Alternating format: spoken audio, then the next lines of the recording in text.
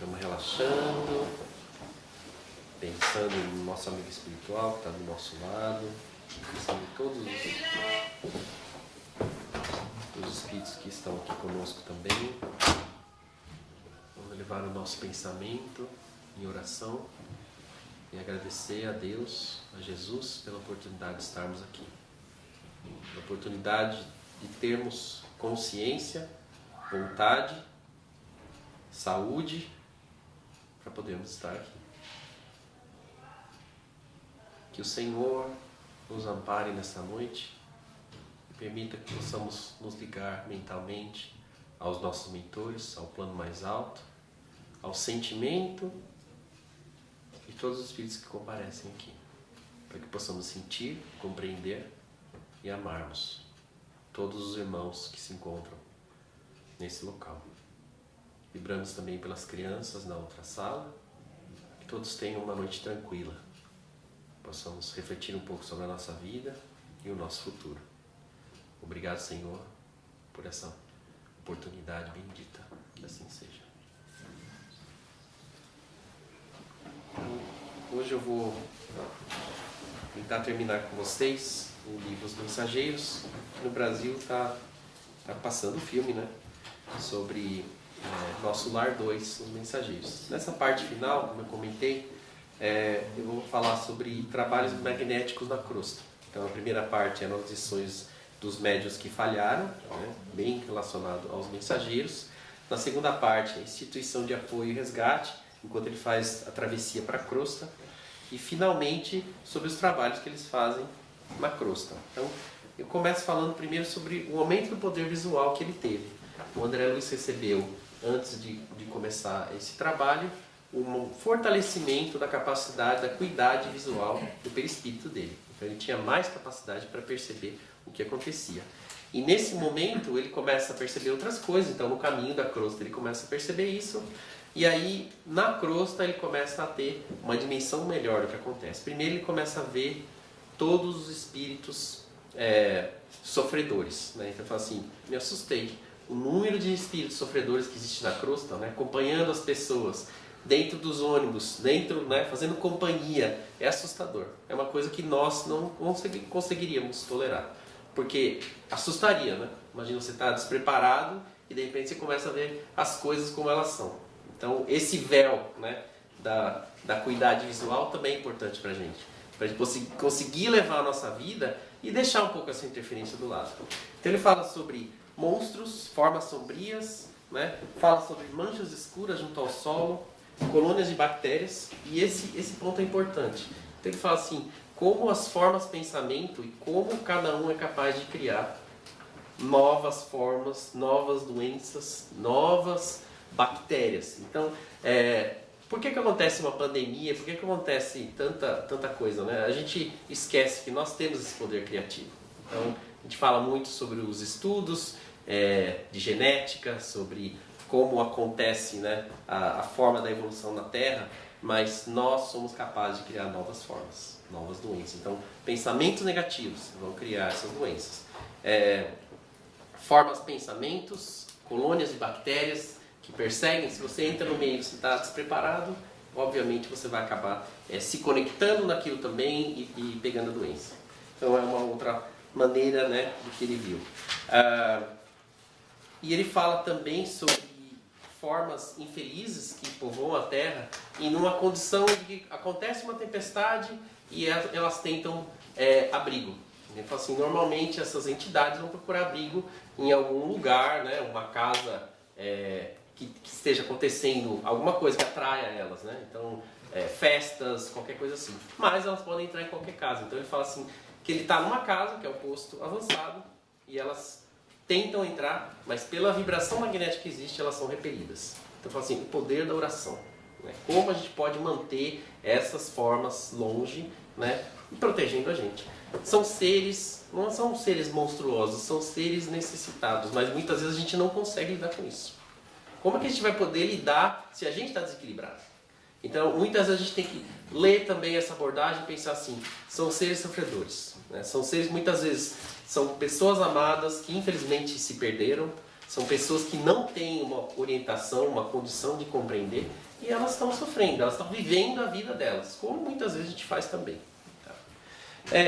Ele vai descrever um posto avançado no nosso lar, então ele coloca uma casa singela, né? Muito simplória, modesta, uma viúva, 4 crianças, a dificuldade que eles têm, né, para viver aquele momento, mas como é importante a oração. Então é uma médium, né, a casa dela é contígua ao centro espírita, e lá eles fazem todas as orações, então assim, eles mantêm o ambiente. Então ele fala assim, a vibração é um posto de nosso lar, né? Então é um posto avançado, existe, é uma viúva, o marido dela permanece na casa tomando conta, né, auxiliando, fazendo a coordenação dos trabalhos, orientando e desenvolvendo.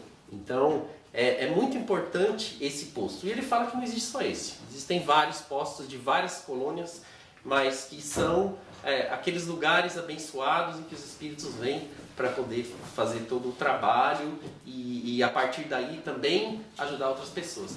Eles falam que são lugares tão abençoados, que eles conseguem manter a alimentação espiritual deles lá. Então eu falo assim, além do trabalho que foi feito, nós também fomos lá e consumimos um alimento que ele não descreve, falo assim, não daria para descrever, mas que dentro daquele ambiente protegido, as bactérias, né, não se desenvolvem e acabam mantendo o alimento espiritual que eles precisam numa condição adequada. Então é por isso que eles conseguem fazer. Na sequência ele vai falar sobre o Evangelho no lar. Eu vou deixar para o Ricardo, que ele vai falar semana que vem, mas a importância do Evangelho no lar. A importância de como orientação daquela mãe, né, e mesmo o Evangelho do lar. Não é porque é um evangelho simples que está lendo lá, não. Vem um espírito, né, para fazer a leitura, para fazer a interpretação, para poder transmitir para aquela família todas as informações.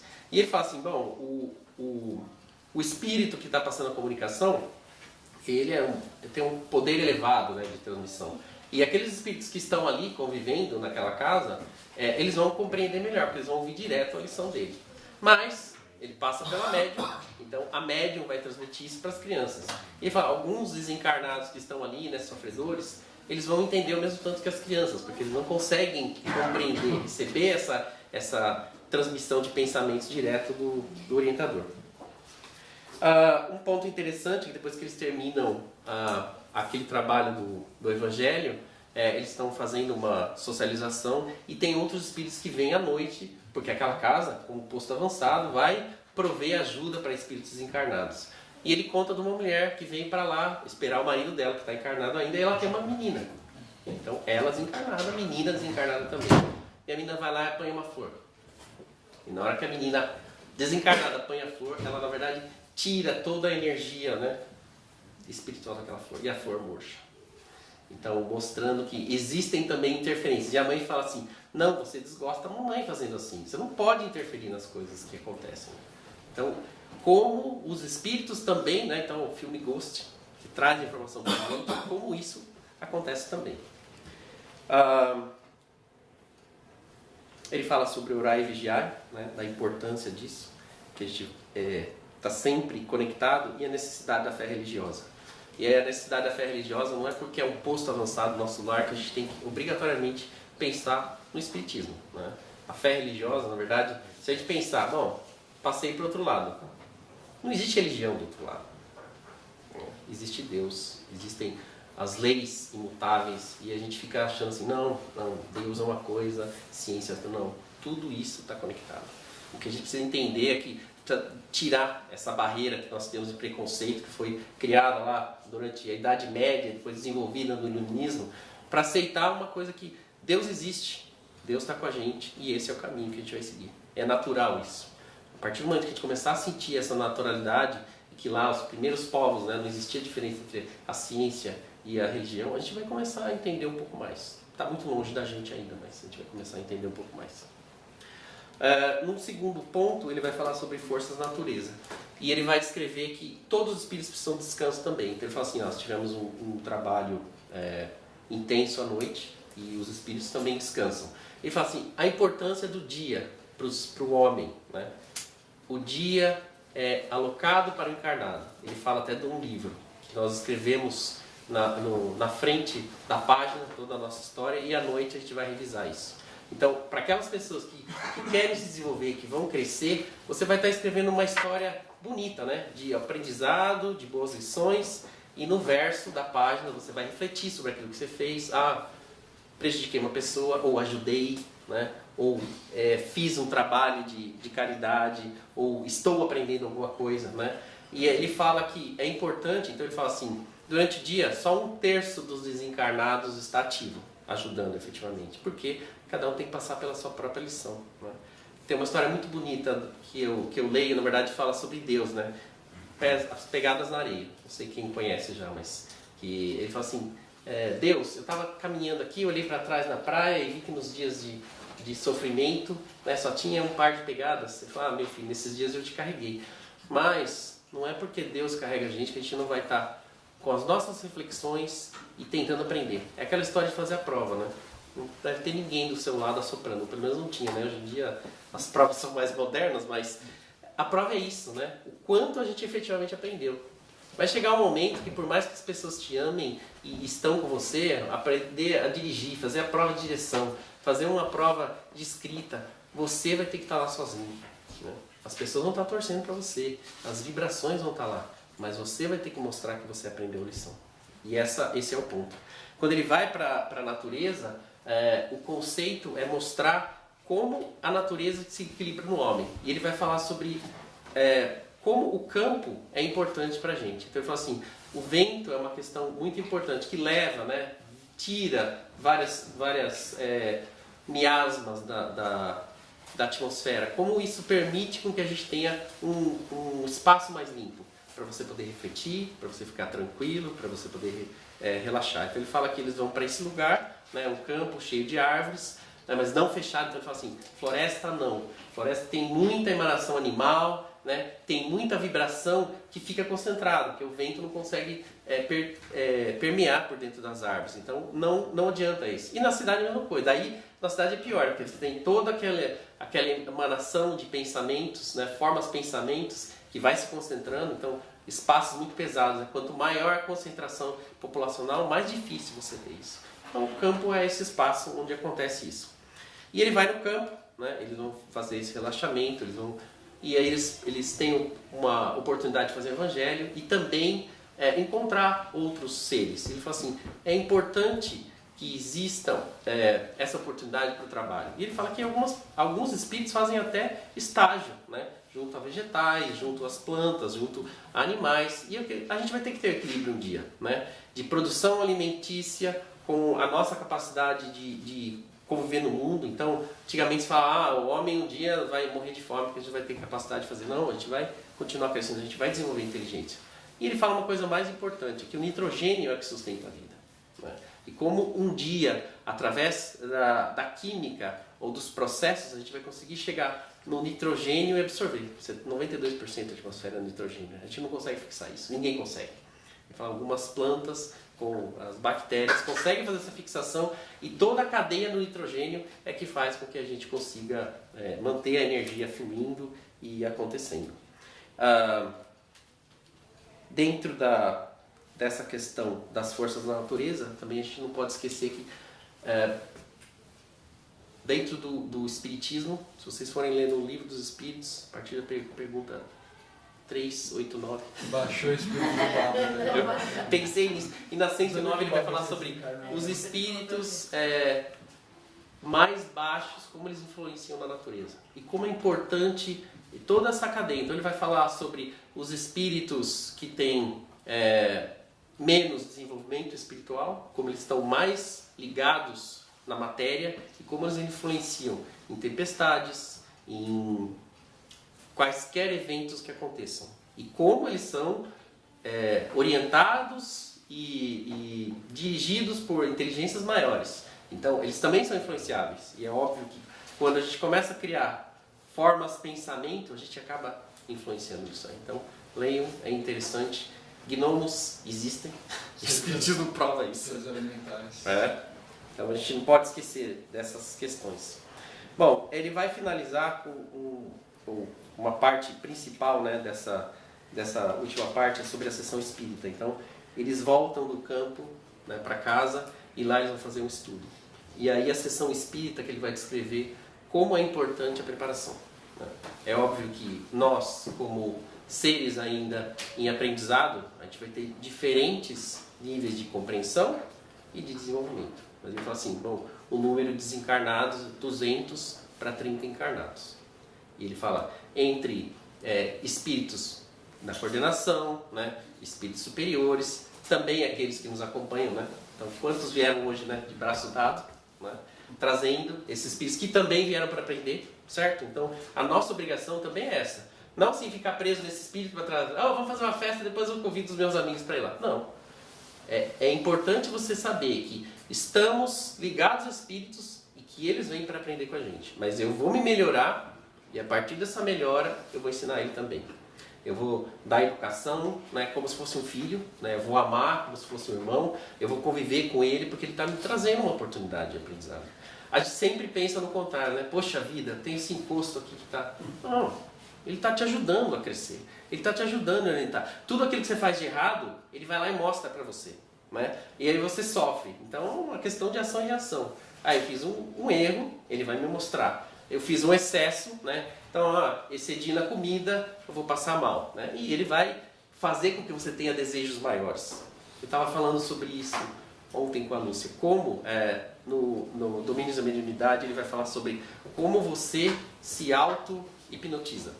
Então, a partir de condições que você criou, vícios. Né? Então, eu sou viciado em comida. Então, você cria todo um preparo, uma situação em que você vai ter o evento relacionado à comida daqui. Então, eu vou começar a pensar na minha alimentação, eu vou começar a pensar no número de pratos que eu vou fazer, eu vou começar a pensar nos sabores que eu vou ter, e eu começo a criar essa situação dentro de mim, eu começo a salivar, e o meu estômago começa... Né? E aí eu vou lá e exagero na comida. Né? E aí não exagero uma vez, exagero 2, 3, né? 50 vezes. E aí no final, o que acontece? Bom, vou fazer uma dieta. E aí a dieta, o que é? Eu vou me precaver, então não vou mais fazer. Então eu começo a fazer ginástica, eu começo a cortar a alimentação, fazer uma dieta balanceada. Muito bem, você vai chegar um dia que você vai ver uma feijoada. O que vai acontecer? Todo aquele seu preparo mental que você fazia antes, naquele hipnotismo vai voltar. E eu dei só um exemplo de comida, né? Mas a gente pode pensar a mesma coisa para questões sexuais, para questões de, eu sou muito competitivo, né? Esportista, eu gosto de contar piadas, né? E piadas de mau gosto. Então, tudo isso nós criamos dentro da gente uma situação que é difícil sair. Eu lembro do meu sogro que falava que ele fumou durante muito tempo, né? Durante 30 anos, né? Depois que ele parou de fumar, ele sentia ainda a vontade, porque em alguns momentos aquele gatilho voltava e ele se ligava de novo, então ele lembrava daquilo. Né? É óbvio que ele, passado tanto tempo, ele conseguia se controlar mais, mas imagina a situação de um drogado, né? Que ele entra naquela situação, ele sente toda aquela energia, ele se conecta com aquilo. A vontade tem que ser muito grande. E é por isso que muitas vezes, quando está aliado ainda a espíritos sofredores, né, obsessão, é inviável. Então imagina quanta gente está em hospitais psiquiátricos, né, principalmente aqui nos Estados Unidos, onde a gente não tem essa visão, né, espiritual, que poderia ser tratado de outra maneira. Né? Poderia ser tratado... Vamos tirar primeiro a obsessão, vamos tirar outros eventos para que essa pessoa consiga. Então, a gente fala muitas vezes, né? Poxa vida, tem coisa que é básica, né? Então, a pessoa que briga no trânsito. Primeira coisa que... o Baber já lembrou da história que eu falei isso. Primeira coisa que ele vai ter é evitar aquilo, né? A partir do momento em que você se sente poderoso, então fala-se muito sobre chefias, pessoas que têm essa questão. Você quer saber, conhecer uma pessoa, dê o poder para ela. Né? Então, evita dirigir, né? Evita estar naquela situação. Mas tem coisa que é inviável, né? Aqui nos Estados Unidos, vai evitar, a pessoa não vai dirigir. Né? Então, tem coisa que é muito difícil você evitar. E aí você precisa de mais força, né? Então, a família ajudando. A gente tem que sair dessa situação, mas vai continuar lá. Para quem não conhece ou não leu sobre suicídio, o que acontece é que, repetidas vidas, o suicida vai voltar na mesma condição que ele estava. Porque ele vai ter que mostrar que ele aprendeu sobre aquilo. Né? Então, alguns livros do André Luiz que contam uma criança que foi suicida e ela volta depois e morre afogada, né? Porque acaba sendo atraída por aquilo. Pessoas que se suicidaram por se lançando num prédio volta e começa a ter uma atração por aquilo. Então a situação volta pela própria pessoa. Não vai falar assim, não, mas Deus quer que eu... Não, não é Deus que quer. Você se colocou naquela situação e você vai ter que reviver aquilo para mostrar que você conseguiu vencer. Então, nem é só na mesma vida, mas de uma vida para outra. Dentro do centro espírita, então, ele vai contar sobre como existe a preparação, os espíritos comparecem, a limpeza do ambiente, né? Ele vai falar sobre os encarnados. Muitas vezes, não é porque a gente vem na casa espírita que está preparado, né? O quanto eu estou preparado para vir, o quanto eu estudei, o quanto eu me preparei antes de vir para cá. A gente fala sobre os médiuns, não consumir carne no dia, né? Ter um dia tranquilo. Não é só para eles que vale isso. É que para eles vai ser pior, né? Mas se a gente não começar a se policiar para isso e querer de verdade crescer, né? A gente vai estar preso sempre no mesmo círculo. Não, eu vou lá no centro espírita, quinta-feira. Beleza, quinta-feira é o melhor dia para mim. Aí no sábado, né? Samba, bebida, esqueci tudo de novo. Aí vai ser uma semana terrível, até chegar na quinta-feira. Vai ficar naquele ciclo de sobe e desce. Quando a gente vai dar o primeiro passo de fazer diferente? Não estou dizendo que samba é ruim, tá? Só estou dando um exemplo, de repente. Desculpa aí. Estou dizendo que, infelizmente, quando a gente entra em algumas situações, a gente não consegue se desvencilhar. Então, a alegria tem que fazer parte do nosso coração. Né? A alegria tem que ser a nossa direção, mas alegria equilibrada. Né? Então, tem um outro livro do André Luiz que ele conta de alguém lá que ficava fazendo só piadas de mau gosto e criando situações, né? E escárnio, tudo isso aí. Isso não é porque as pessoas dão risada que é alegria. Seguindo no trabalho, ele vai falar sobre que os sacerdotes antigos do Egito já entendiam como é importante impregnar a atmosfera de elementos espirituais. Então, esse ambiente foi preparado para vocês, né? Esse ambiente foi preparado para a gente vir aqui e se ligar, para que a gente possa sentir isso. Mas não vai ser qualquer um, cada um vai receber de uma maneira diferente. Cada um veio preparado de uma maneira diferente. Então, se você vem naquele dia, hoje eu estou bem, você vai lá no centro espírita, alguém fala alguma coisa que toca o seu coração, você consegue se ligar, você vai lá dar um abraço em alguém, conversa com uma pessoa, isso te dá mais energia. Aí você vai se conectar nesse ambiente, tá bom. Alguns dias, aconteceu um acidente no trânsito, alguém me fechou, eu fiquei mal, alguém lá no Brasil está passando mal, meu chefe me falou, você se desliga. Então, o importante para a gente é trabalhar nos altos e baixos. Não existe mundo perfeito, né? Já comentei algumas vezes que ninguém vai estar todo dia aqui com o anjinho, né, do lado falando coisas bonitas pra gente. A gente vai ter que passar pelas dificuldades porque esse é o nosso aprendizado também. Então, essa preparação que a gente tem aqui é importante para que os espíritos que venham trazer essa mensagem, e no centro espírita, né, lá no Brasil principalmente, você vai ter toda a comunicação, existe um trabalho de receitista, então eles vão passar receitas de medicamento, né, vão passar informações, alguém vai pedir uma orientação, então vai vir uma mensagem, pode comparecer também para o médium um espírito, né, desencarnado que traga uma mensagem para a família. Então tudo isso é muito importante ter essa preparação do ambiente e das pessoas. Então quando ele fala dos encarnados e desencarnados, todos têm que estar. Ele cita o caso de alguém, um espírito desencarnado que trouxe um familiar, né, sofredor, numa outra, e ele foi criticado por isso. Ele fala, a gente trouxe um parente nosso e falava que está bem, mas ele tentou tomar conta do médium, né, transmitindo mensagens de teor mais desagradável, conseguiram controlar, né, tudo está sempre, né, controlado nesses ambientes, mas a gente tem que ter a boa vontade. Né? Se todo mundo chegar aqui e relaxar, né, não vai adiantar nada, os espíritos não vão fazer milagre. Nós temos que estar preparados, nós temos que estar ligados aqui a esse trabalho. Então, o André Luiz, por ser a primeira vez que ele chega no centro espírita, ele não entende muito bem como funciona.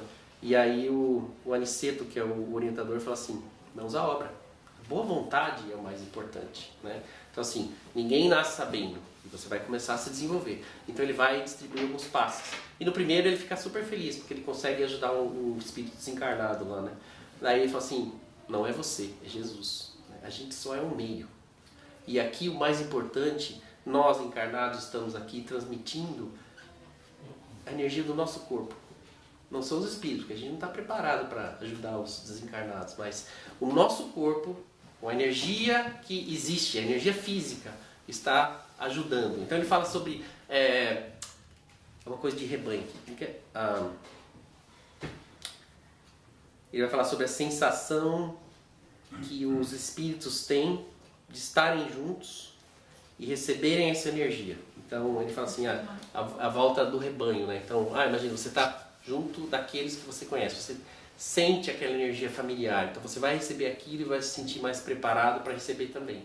Então a importância de a gente estar aqui comunizando, né? Comungando desse pensamento para poder ajudar, né? Então nós estamos trazendo os nossos corpos e ao mesmo tempo Deus dá sempre a oportunidade, ao mesmo tempo que você está ajudando, você está recebendo ajuda, né? Você está ensinando, você está aprendendo em todos os momentos da nossa vida. Todas as oportunidades são de aprendizado e crescimento. A gente não pode esquecer isso. Porque orar e vigiar e essas oportunidades que a gente tem, então, estou atendendo alguém veio, né? Eu estou desligando o computador, preparando para ir embora, chega alguém. Ai meu Deus, a mulher vai me matar, tá lá. A gente tem que aprender a ter paciência também. Às vezes a gente tem que aprender a como dispensar a pessoa. Falar assim, posso te ajudar amanhã? Posso te ligar no caminho? Né? Posso mandar um e-mail para você quando eu chegar em casa? Né? Ou você precisa de alguma coisa agora? O que eu posso fazer por você? Às vezes a gente quer se desvencilhar de uma oportunidade que a gente tem, né? Ele vai falar sobre a preleção evangélica, né? Interpretação recebida do emissário. Então o emissário comparece, vai passar para a pessoa que leu a mensagem evangélica e depois vai explicar sobre isso. E como as emanações daquele espírito e do próprio preletor, né, vão interferir ou ser recebidos de maneira diferente, né? E o importante para a gente é que a cada dia a gente aprende um pouco mais, né? Então, quanto mais você estuda, quanto mais você lê, quanto mais você se envolve nisso, mais a gente vai aprendendo. E em algum momento você fala assim, nossa, estou indo super bem, né? Estou entendendo tudo que está sendo falado lá. Algumas vezes você fala assim, poxa, eu não entendi o que aconteceu hoje, porque são as variações, né? Ninguém caminha numa linha reta. Uma hora você vai baixar um pouquinho, né? Outra hora você vai subir bem mais do que você pode, mas o importante é que a gente continue sempre nesse caminho. A questão da concentração, e ele coloca um ponto muito importante, né?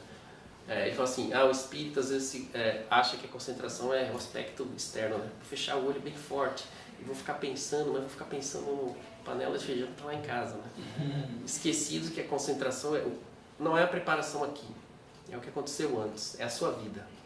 Quando você está numa reunião, você consegue se concentrar? Quando você deita na sua cama, você consegue se concentrar? Você consegue meditar? A nossa vida, ela é resultado do que a gente faz no dia a dia, né? Não é porque hoje eu decidi que eu vou ser campeão de natação, vou pular na piscina e eu vou ganhar dos caras. Não é isso, né? É a preparação do nosso dia a dia, né? O maratonista, todo mundo sabe disso. E é o incremento que acontece na nossa vida que vai trazer o resultado pra gente. Então, à noite, eu faço uma reflexão, faço uma oração, eu me conecto com Deus, ou simplesmente na hora do desespero eu falo, meu Deus do céu, me ajuda aqui. Isso funciona também, mas é a pior situação, né, pra gente. No meio desse processo, o aniceto, né, o orientador, é chamado para fazer uma ajuda de desencarnação. Eu não vou entrar em detalhes, isso aqui eu acho que vale um capítulo para isso. Mas nesse processo de desencarnação, ele vai falar sobre como, primeiro, cada processo é distinto, não existe um igual ao outro, mas como a energia do corpo vai sendo consumida e como, às vezes, os próprios parentes mantêm aquele espírito encarnado. O mais interessante que eu guardo sempre, e eu já vivenciei, vamos dizer assim, algumas situações de desencarne, assim, é aquela hora que a pessoa, né, dá aquela revigorada, fala assim, que bom, né, melhorou. Agora, e nesse livro ele fala sobre isso, fala assim, o corpo já estava totalmente desgastado, né? Então ele fala assim, o espírito estava sendo expulso do corpo de tanta condição, né? Então, assim, todos os centros tomados, né, por bactérias, por bacilos, por um monte de coisa. E não tinha mais condição. Só que a energia dos parentes encarnados era tão forte que eles mantinham, né? Então fios ligavam os encarnados que estavam na sala. O que ele fez? Falou assim, bom, não tem jeito, né? Aí ele deu uma reenergizada, né, no corpo. Aí falou assim, Ah, agora ele tá bem. Vamos abrir a janela e vamos sair. Na hora que eles vieram sair primeiro, na hora que ele abriu a janela, 3 entidades viraram e falaram assim, e aí, Fernando, você veio ou não veio? Por quê? Ele era um espírito, né, que estava ligado a más influências. Então a mãe veio ajudar, ele tinha alguns méritos, mas ele não estava preparado para isso. Tanto que ela fala, eu não vou poder levar ele comigo. Ele vai ficar no centro lá para receber, mas infelizmente ele vai ter que sofrer as consequências dos próprios atos, né? Então ele vai lá, vê aquilo, e aí os parentes saem, ele consegue cortar aquilo e consegue fazer a desencarnação, né? Então corta-se todos os laços e acontece esse movimento. Ele observa em detalhes tudo o que acontece, o organismo, né? Todas as energias se dissipando. É bem interessante. E aí, conclusão. Primeiro, né? Que o divino é que restabelece a saúde do espírito imortal. Então, a fé não constitui uma afirmativa dos lábios, nem uma adesão de estatísticas. A fonte da água viva nasce espontaneamente da alma, traduzindo-se em referência profunda, aliada ao mais alto conceito de responsabilidade. Então ele conta, né? Esse segundo livro fala muito mais sobre a experiência espiritual que ele teve, né? Então ele conta essas 3 fases e vai falar sobre como o mundo espiritual é a continuidade daqui, mas é muito mais trabalho do que a gente imagina, né? É um trabalho contínuo, é um trabalho do dia a dia. E assim, é uma opção pessoal. Da mesma maneira que o André Luiz estava querendo aprender, ele fala de outros espíritos que querem continuar na mesma situação, no mesmo sofrimento. Então, a gente precisa decidir isso. A cada dia, a cada instante, aparece para a gente a oportunidade da maledicência ou de ajudar alguém, né? De amar ou de querer prejudicar, de pensar diferente, de estudar ou de gastar tempo com outra coisa. Nós temos essa opção, nós temos essa capacidade. É óbvio que a gente vai ter que ajudar outras pessoas, porque nem todo mundo está na mesma condição, né? Todo mundo está, né, numa situação diferente. Então, quem já estudou muito vira doutor e a gente vai lá aprender com eles, né? Ou é uma mãezinha de um grande coração, uma avózinha que a gente ama muito e ela já aprendeu muito em amar e se doar e a gente está no meio do caminho. Então, talvez muito para cá, né? No começo do caminho. Então, a gente tem que observar as pessoas também. Visitar um parente que a gente gosta, né? Visitar alguém que a gente vê como referência, participar de trabalhos de caridade, né? Comparecer e ver nesses lugares, né? A gente passa no Hope lá e você vê quanto sofrimento tem, né? A oportunidade que tem, e aquelas pessoas dedicadas que estão lá mais pelo dever de si mesmo, né? Do que efetivamente receber uma boa remuneração ou ter uma oportunidade diferente. Então, ele coloca um texto aqui, mas acho que o importante é deixar para vocês essa mensagem que vale a pena ler esses livros e a gente refletir um pouco e aprender um pouco sobre isso aí. E cada um vai aprender da sua maneira. Estou aberto aqui, quem lê, quem quiser perguntar, quem quiser saber mais um pouco, ter outras referências, são obras muito interessantes. Mas para mim o mais importante nesse conceito que eu trouxe para vocês é falar, a história em si poderia ser qualquer uma. André Luiz poderia ter contado todos esses conceitos numa história totalmente diferente. Mas o conceito em si você vai encontrar nos livros do Allan Kardec, né? Livro dos Espíritos, toda a obra kardeciana. Então é uma maneira mais fácil de aprender, né? Passei aqui várias coisas que às vezes é um texto mais difícil, então a gente pode aproveitar desses 2 mundos. Ok? Vou deixar aberto para perguntas agora ou comentários. Se não tem, estava muito ruim. Ok. Gabriela que fala, né? Dou-lhe uma, dou-lhe 2. Gabriela fala, se você não tem dúvida, é porque você não aprendeu nada. Né? Ou a pessoa que estava aí lá na frente estava tão ruim que não deu para absorver nada. É legal quando ele traz esse conceito da mente, né? O livro inteiro é sobre a mente, né? O espírito é a mente. E a gente perde esse foco, né? Eu acredito que o nosso maior problema é perder esse foco. Você falou, o que eu vou fazer? O que eu quero fazer? Isso é bom para mim, eu fiz certo, eu vou voltar, mas sempre nesse foco. E o principal que você falou, não é o que a gente gera, né? Os nossos pensamentos. Isso eu acho que é a pior coisa. Porque se a gente parar no final do dia e pensar o que eu fiz, aí você fala assim, não foi bom. Né? Eu fico pensando, quando ele fala das formas de pensamento, eu falo assim, nossa, às vezes eu tô caminhando assim, se eu pudesse ver o que eu deixei para trás, né? Eu ia sair correndo assustado. Então, Tem uma passagem do Chico Xavier que fala, né, sobre isso, que ele tem uma mulher que chama ele e ele desvia e vai pra lá. E o Emmanuel fala, não, pode ir lá tratar com ela, né? Ele fala, mas ela vai fazer 1 hora. Não, pode ir lá. Ele vai e fica e ouve meia hora da conversa da mulher. Quando ele sai, o Emmanuel fala assim, olha pra trás. E ela tá falando, saindo flores, né? Ele vê as flores saindo. Ele fala assim, imagina o que estaria saindo da boca dela se tivesse fugido dela.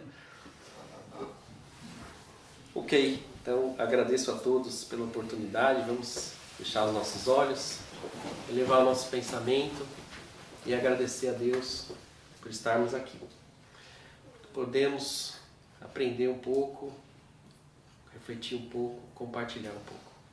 Vocês possam estar recebendo toda essa emanação de boas vibrações do mais alto. Possamos trocar essas energias.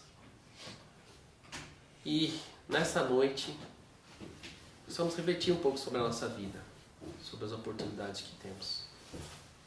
Sejam todos bem-vindos nas próximas semanas, que todos vão para casa tranquilos, serenos, recebendo o melhor das nossas vibrações aqui.